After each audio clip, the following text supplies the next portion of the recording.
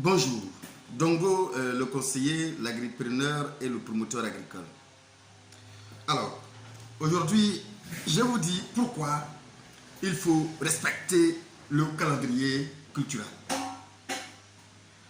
Alors, il est important de savoir que en agriculture, pour réussir, il faut que vous respectiez un certain nombre de choses, de conditions pour pouvoir réussir réellement votre culture, vos différents projets. Pourquoi faut-il respecter le calendrier culturel? Vous savez, il y a l'agriculture que nous pouvons faire effectivement où toutes les conditions de culture sont effectivement mises en place pour n'importe quelle éventuelle situation de l'année. On a mis tout en place. Ça veut dire quoi? Ça veut dire que on a peut-être un système d'arrosage qui est mis en place dans nos différentes exploitations. Alors à ce moment-là, on peut se permettre de ne pas tenir compte du calendrier culturel. Mais je parle pour ceux qui font des cultures, des relations saisonnières. Il faut savoir qu'il y a en réalité deux climats, deux saisons de pluie. Deux saisons de pluie, bien sûr. Alors, donc, c'est sur ces deux saisons-là, c'est sur ça que vous tenez, vous basez pour faire votre culture. Si c'est le cas, il faut le savoir et je veux le dire aujourd'hui.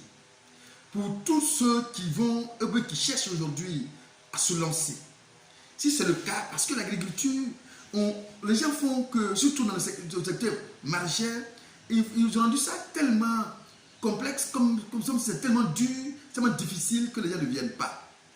En fait, c'est vrai qu'on parle de maraîcher, on voit tout de suite de l'eau, et l'eau est 60 à 70% pour la réussite d'une plante, pour la survie d'une plante.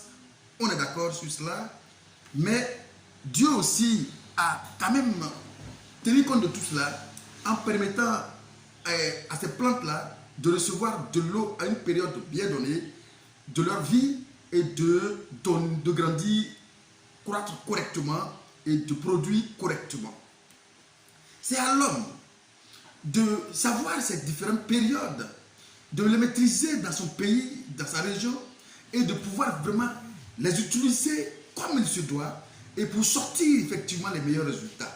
Et c'est pourquoi à l'époque, nos parents, je respecte quand même la science de nos parents, je respecte l'intelligence de nos parents agriculteurs d'avant, et de maintenant d'ailleurs, des personnes qui ne connaissent même pas, qui ne savent rien de tout ce qu'on appelle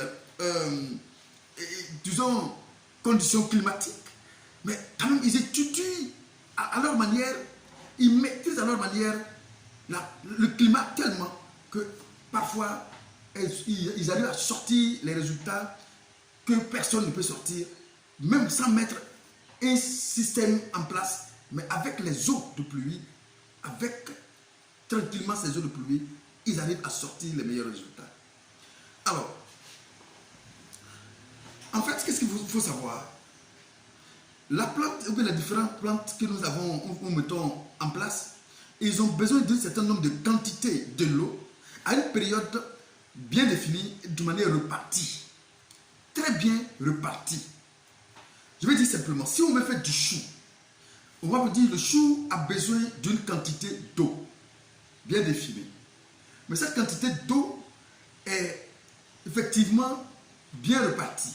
C'est quand c'est bien reparti que les plants profitent mieux de cette eau-là pour leur croissance, leur développement et surtout pour le rendement que ces cultures peuvent nous donner. J'ai vu des gens qui veulent mettre des cultures en place à n'importe quelle période de l'année et du coup, je me pose la question sur quoi vous comptez. Lorsque je me pose la question, est-ce que vous avez mis toutes les conditions idoines pour le développement de la plante en place avant de vous lancer ici? Bon, la réponse qu'on me donne n'est jamais satisfaisante. J'ai compris que c'est une méconnaissance de ce qu'on appelle le calendrier culturel. En fait, respecter le calendrier culturel, ça veut dire tout simplement que dans l'année, il y a des périodes à laquelle ou bien auxquelles on arrive à poser une plante, à mettre une plante en terre et à profiter de la largesse de la nature, ou bien de la largesse de Dieu, de la pluie que le climat, bien, la nature va nous donner en ce moment-là. Et ces périodes-là doivent être connues. Alors si je dois mettre ma plantation en place, du chou en place par exemple, et que je sais que je n'ai pas mis de système d'irrigation en place, il faudrait que je prenne soin. Il faudrait que je prenne soin de préparer mon terrain, de préparer ma culture, de sorte à ce que cette culture va profiter de la première pluie de la saison des pluies à la dernière pluie de la saison des pluies. Ça veut dire quoi? Ça veut dire que si je dois faire une culture, une agriculture où un système d'irrigation n'est pas mis en place, ça veut dire tout simplement que je dois savoir que dans l'année, il y a une période de pluie qui s'étend sur 2 mois, 3 mois par moment. Je dois aussi maîtriser le cycle de la culture qu'il va effectuer. Est-ce que la quantité de pluie qui sera donnée en cette période-là suffira pour pouvoir effectivement avoir le résultat que je cherche pour ce fait? À moi maintenant d'établir la date, la période à laquelle je dois poser ma culture. Je prends la première saison des pluies, par exemple. Parce que je sais que ici, en Côte d'Ivoire, on peut avoir les meilleures pluies à partir du début du mois de mai. Les grandes pluies tombent en Côte d'Ivoire ici à partir du mois de juin. Et le mois de juillet, parfois, dans les différentes zones, moi au sud ici, en juillet, j'ai certaines pluies. Et par moment, à partir de là, je ne compte plus trop sur ces pluies-là parce que les pluies vont s'arrêter juste un petit moment et reprendre par la suite. Donc ça veut dire, les périodes où je peux avoir assez d'eau, assez de pluie pour mes cultures, c'est à partir donc du mois de mai et juin. Ces 2 périodes sont, ces 2 mois sont les mois les plus importants donc pour réaliser ma culture. Qu'est-ce que je dois savoir si je dois faire par exemple du chou? Ça c'est un exemple banal. Sans irrigation. Ok. Qu'est-ce que je dois savoir? Je dois connaître d'abord le cycle de vie du chou. Le chou fait combien de mois pour donner mes pommes et les meilleures pommes? Combien de mois? Alors, si mon chou doit faire 3 mois, 4 mois, alors à moi de savoir avec précision pour pouvoir repiquer en mois de mai et bien repiquer dans le mois de mai, attention, repiquer dans le mois de mai, c'est repiquer de manière constante tous les plants dans le mois de mai et en début du mois de mai. Repiquer dans le mois de mai et en début du mois de mai, c'est très important. Ça veut dire quoi? Ça veut dire que lorsque je vais chercher à repiquer, d'abord je prends à quelle période donc si je dois repiquer en mois de mai, sachant que le chou fait 25 jours en pépinière, alors c'est à partir de quand je dois donc positionner ma pépinière de chou pour pouvoir repiquer ça juste en début du mois de mai. C'est vrai, ici en Côte d'Ivoire, moi je suis au sud, actuellement en avril, il y a des pluies qui sont déjà là, je suis d'accord, mais ce n'est pas dans tous les coins, dans toutes les zones de la Côte d'Ivoire. Alors, donc je ne mets pas l'accent sur le mois d'avril. Le mois d'avril n'est pas le mois où je dois effectivement déposer ma culture en parcelle. C'est dans le mois d'avril, donc je dois déposer ma pépinière.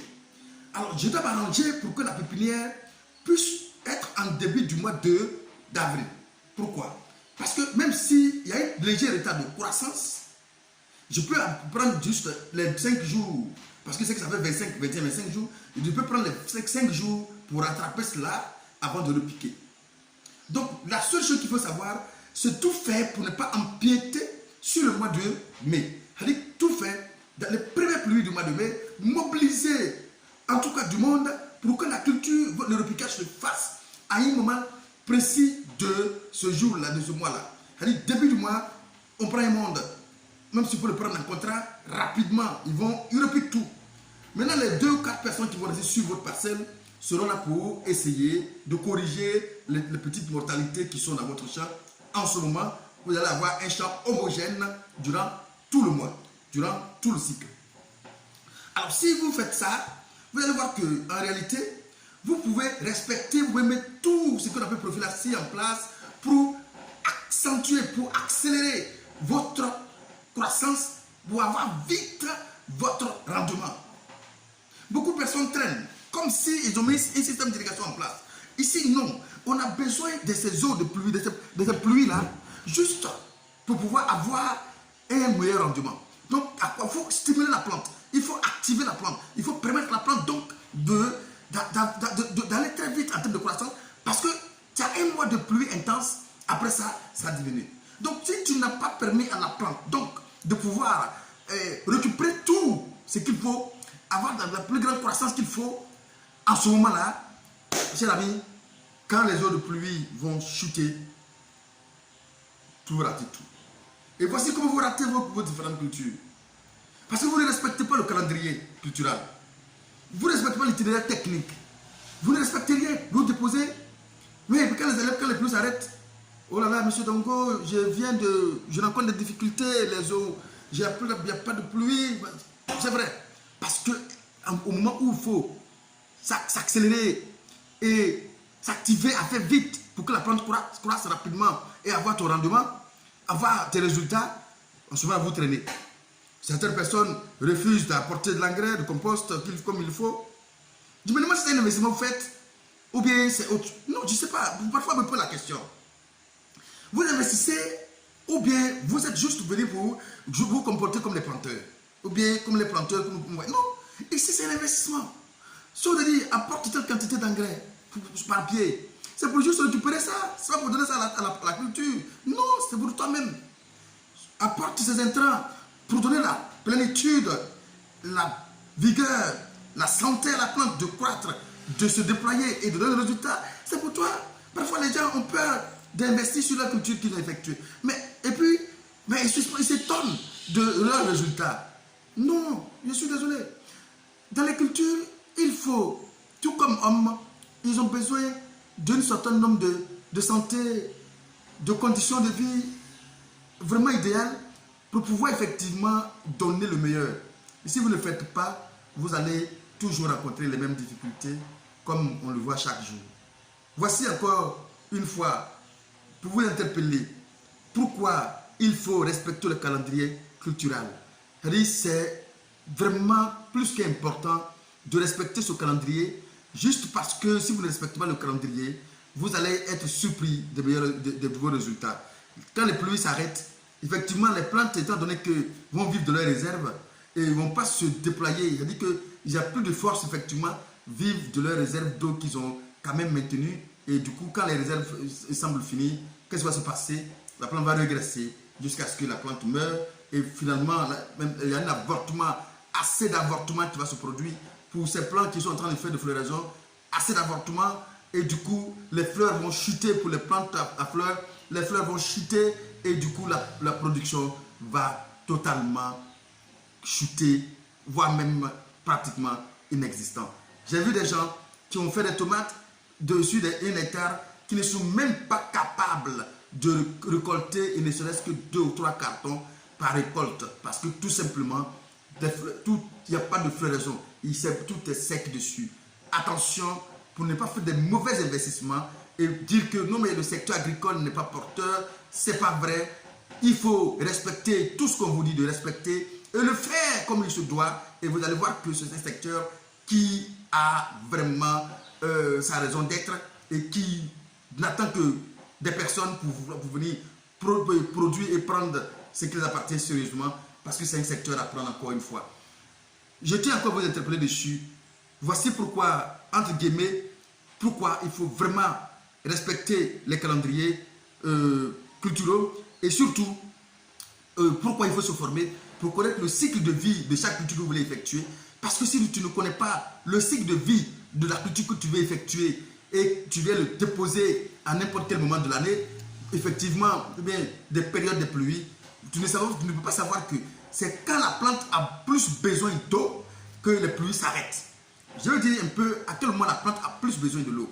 Au repiquage des cultures, vous allez voir que la plante a besoin suffisamment de l'eau pour récupérer et pour essayer de sa croissance. À partir de là, à la période de la floraison, la plante a beaucoup plus de l'eau pour avoir beaucoup plus de fleurs et surtout pour former des fruits voilà, de bons fruits, des fruits de grande taille. Alors, dit la période de repiquage, il n'y a pas de l'eau, il fait beaucoup de mortalité. Si la période de floraison, il n'y a pas de l'eau, vous allez faire beaucoup plus d'avortements. Du coup, vous allez voir que vous n'avez pas le résultat. Hop, non mais écoutez, j'ai fait, on m'a promis, je crois, 30 tonnes à l'hectare, je ne suis même pas capable d'avoir même ne serait-ce qu'une tonne. J'ai fait ça, mais quand il pose un certain nombre de questions, comment vous avez effectué, à quelle période vous avez commencé, à quelle période ça... Je comprends effectivement que c'est l'ensemble de ces erreurs, l'ensemble de cette précipitation, le plus souvent, ces précipitations. Vous savez, moi, je peux vous préparer un terrain, je prépare mon terrain tout simplement. Je dis, la préparation du terrain est d'abord la phase la plus importante dans la réalisation de votre culture. Allez, je prépare mon terrain tranquillement. Je peux faire mes planches carrément. Quand il regarde la période, le temps qui me reste pour réaliser réellement, le temps qui me reste pour pouvoir avoir ce que je cherche, quand il sait que les pluies qui seront là ne seront pas vraiment à la hauteur, qu'est-ce que je fais? J'arrête. Bien évidemment, je ne viens pas de perdre, je viens de stopper juste une richesse. C'est-à-dire que les planches sont déjà effectuées, laissez pousser. Au moment de la deuxième saison de pluie, je suis déjà tout à fait prêt. C'est-à-dire, je suis tellement prêt que lorsque j'entends les premiers tonnerres gronder, je sais que là, mes pépinières sont déjà bien évidemment presque arrivées à croissance, à repiquage, parce que je sais que là, je ne brûle même pas un petit temps. Je fais mes pépinières, pap, je les pose tranquillement et voici le résultat. C'est toujours fameux, c'est toujours intéressant parce que j'ai pris soin d'être prudent et j'ai pris soin de faire les choses de manière professionnelle et puis je fais les choses comme il se doit. Ne travaillez pas comme nos parents, travaillez comme vous-même, travaillez comme les différentes techniques actuelles. Nos parents avaient la technique de leur temps. Ici aujourd'hui, il y a beaucoup de choses qui s'améliorent. Donc il faut être dans le temps, il faut s'actualiser. Je pense que c'est en ce moment-là on peut avoir ces résultats que l'on vous promet à chaque fois sur les antennes. Je pense que ça, ce sont des résultats prouvés. Seulement, c'est nous qui ne respectons pas les différentes conditions. Parfois, on vous dit de prendre tel nombre de manœuvres pour les cultures. Oh, vous écoutez, bah, si on prend une personne, ça suffit. Mais une personne peut faire quoi? Une personne ne peut pas entretenir vos champs convenablement. Est-ce que vous savez que les premiers ennemis de l'agriculture, ce sont les herbes? Parce que c'est dans ça, tout se cache. Et du coup, parfois, moi, je vis des plantations où on me montre, par exemple, en vidéo, je vois que les ennemis même de culture sont là. Les parasites sont sur ces herbes-là. Et du coup, c'est normal que vous n'ayez pas le résultat comme il se doit. Alors, je pense que c'est pourquoi cette chaîne est née. C'est pour toujours vous interpeller. C'est pour toujours essayer de vous aider comme on peut pour que vous puissiez effectivement sortir les meilleurs résultats. Et surtout pour continuer toujours de foncer et d'essayer de donner du boulot à ceux qui veulent vraiment travailler. Nous, nos petites contributions, c'est ce que nous donnons. Partagez nos petites expériences, partagez notre petite connaissance pour que vous puissiez l'utiliser et avancer. Merci pour ceux qui viennent pour la première fois de vous abonner parce qu'il y a beaucoup de choses encore à vous dire, beaucoup de choses à vous dire. Nous sommes en train de travailler dur pour que vous qui voulez vous former, on est en train de travailler dur pour créer les conditions de formation pour que lorsque vous voulez vous former, vous venez, on vous donne les meilleures conditions. Moi, j'ai toujours dit, je fais les choses avec le temps. Alors, je pense que très bientôt, on va créer les meilleures conditions de formation pour que vous puissiez avoir la meilleure formation possible. Alors, merci encore de vous abonner et merci aussi surtout de nous contacter pour vous qui voulez vous prospecter, vous qui voulez effectivement monter un projet agricole, vous qui voulez vous lancer, contactez-nous, on vous accompagne, on vous suit, on vous coach pour que vous puissiez effectivement sortir les meilleurs résultats très rapidement pour ne pas toujours forcément faire les mêmes erreurs que nous. Utilisez nos erreurs pour transformer ça en succès chez vous. Nous sommes là, contactez-nous tout simplement. En commentaire, je vous laisse toujours mes numéros pour ceux qui demandent. Écoutez, nous sommes là pour vous. À bientôt encore une fois pour une autre vidéo.